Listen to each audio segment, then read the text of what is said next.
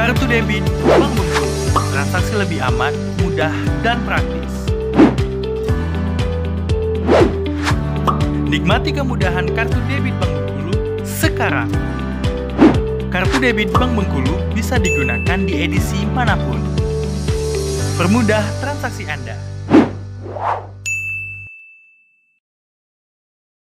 Nasib perjalanan kasus dugaan perzinaan yang dilakukan oknum anggota DPRD Provinsi Bengkulu berinisial HS dengan EG, mantan istri anggota DPRD Provinsi Gunadi Yunir makin abu-abu alias tidak jelas.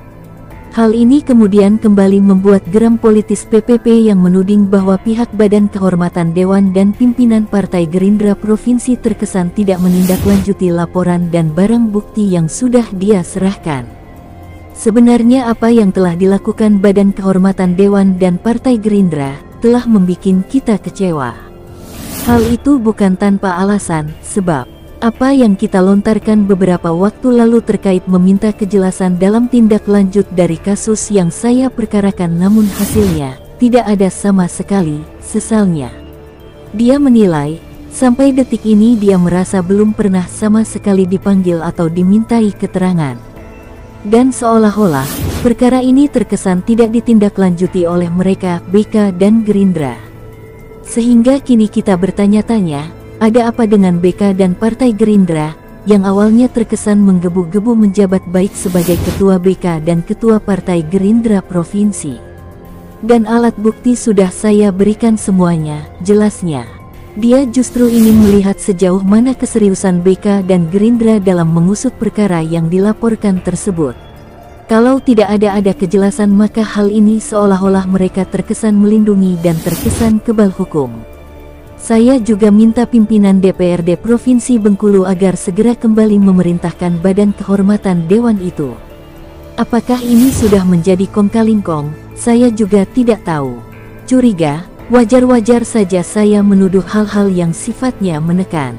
Sebab saya menilai ada hal apa sampai mereka tidak pernah melayang satu surat pun kepada pihak-pihak yang kita laporkan, tegasnya.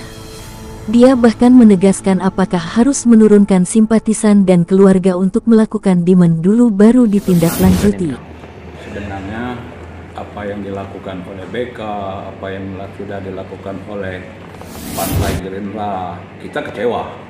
Karena apa yang kita lontarkan kemarin, kita minta supaya ada kejelasan daripada BK, apakah memanggil saya sebagai pelapor, memanggil yang saya laporkan seperti Erwin Subarhani dari Partai Gerindra itu. Tapi untuk sampai saat ini seolah-olah barang itu tidak ditindaklanjuti. Sehingga kita kini bertanya-tanya, ada apa dengan BK?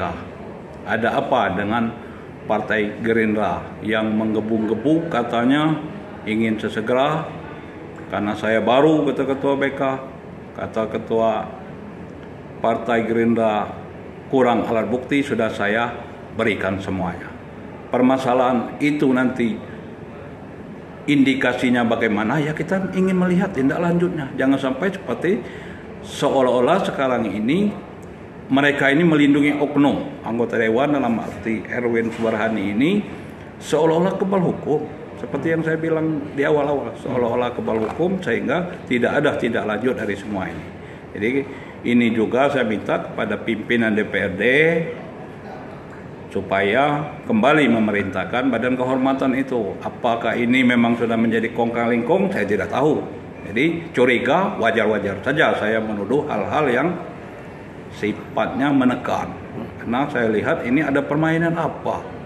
Sampai-sampai mereka tidak pernah melayangkan satu surat pun BK. Dan sangat menyedihkan, BK yang periode pertama dulu itu masih ada beberapa orang, ada Septius Lina, ada Edward Samsi di dalamnya, sehingga tidak bekerja sama sekali kemarin. Dengan hasil yang nol, kata Ketua BK yang baru. Itu yang saya dengar dan saya baca di berita-berita media online dan berita dari koran.